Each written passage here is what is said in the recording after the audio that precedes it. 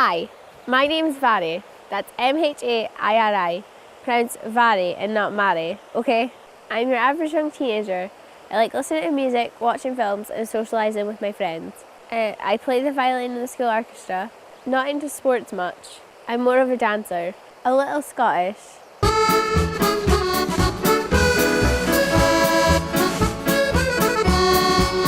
But mostly Latin.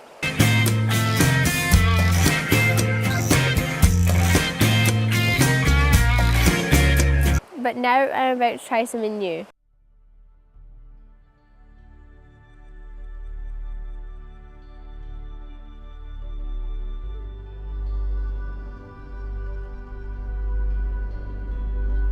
I am about to set off on an attempt to climb Dreesh, here in Glendale. This will be my first Munro and probably one of the biggest challenges of my life so far.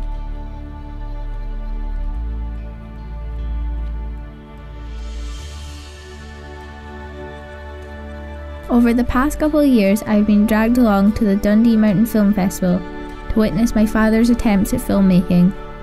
This has inspired me to give the Munros a go, try and see if I can get a sense of what hill walking represents, see what it's all about.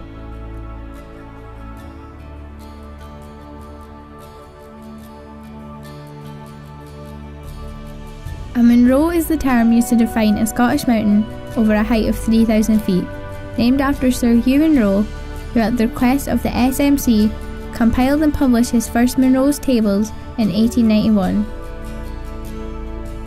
Their popularity has steadily increased from that time, but within the last 30 to 40 years, climbing Munros has flourished, almost into a sport in its own right, and the Munros have become an icon of Scottish identity.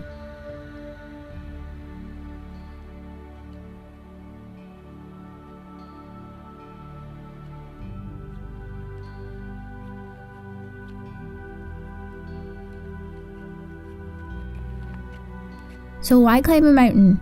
It must be more than just because they are there. Is it the few hours escape from our everyday lives, a chance to clear the mind of our daily toils, a subconscious attempt to rediscover something of the past that has been lost somewhere along the way, reconnect with the landscape that defines us, it makes us who we are.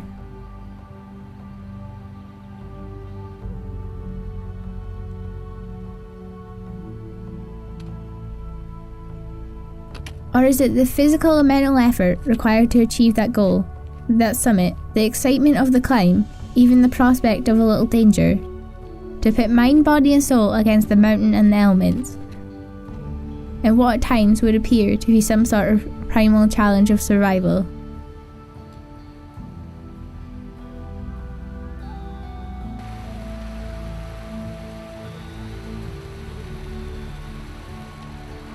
I hope I can discover what drives people into this environment, often with a great passion.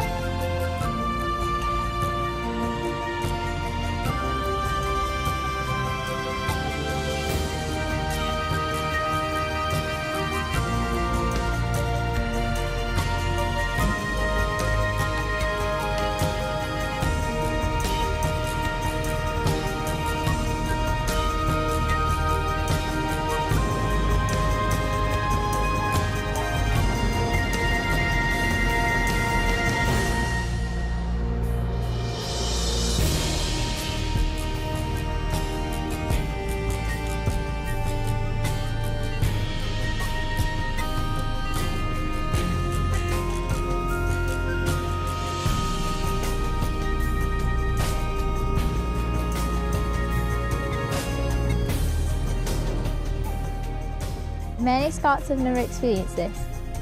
Many youngsters my age don't know what a Munro is, which is a shame because the mountains play such an integral part of Scotland's history and culture.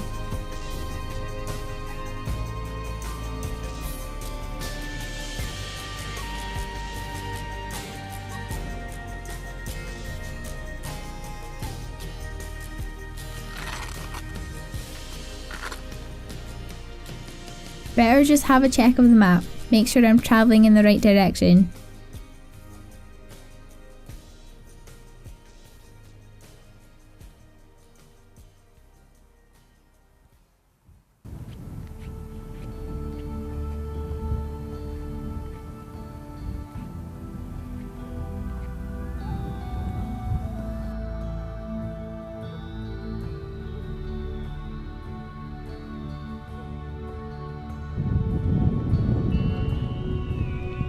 Once over the col, I'm fully exposed to the wind, which gains in strength the higher I climb. I then slither up the last of the winter's melting snow.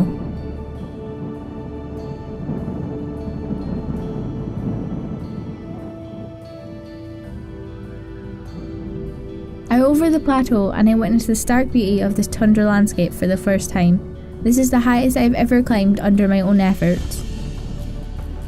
With the highest Munro, Ben Nevis, at just under 4,500 feet, Scotland's mountains can't really compare with some of the great ranges of the world.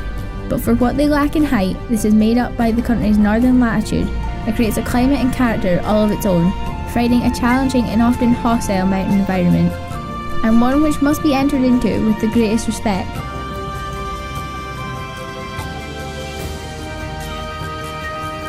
The weather has closed in a little, as I make the last few steps to the cairn and on to summit my first Munro Dreich. I'm physically tired and beginning to feel the effects of the cold, but mentally and emotionally I'm fine, and I still manage to appreciate something of the view. This has been an excellent day out.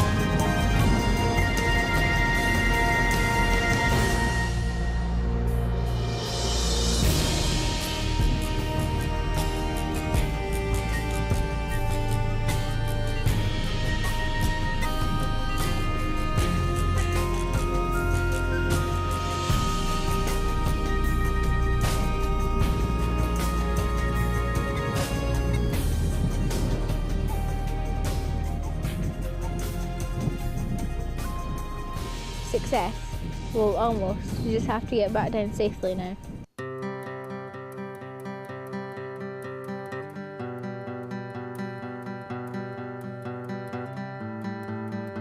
And have I discovered anything of what I set out to find? Well, Louis, I think this may be the start of a beautiful friendship.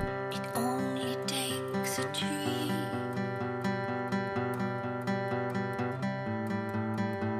to show what I could be.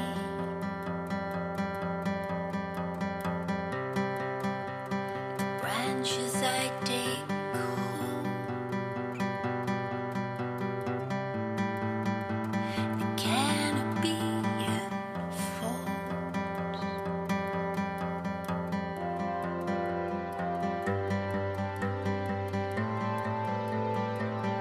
And I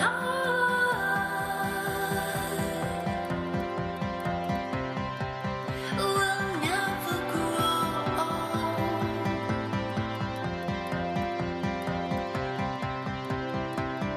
And I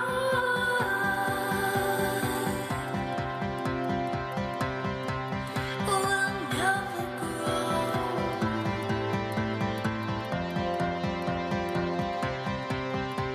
It only takes one tree.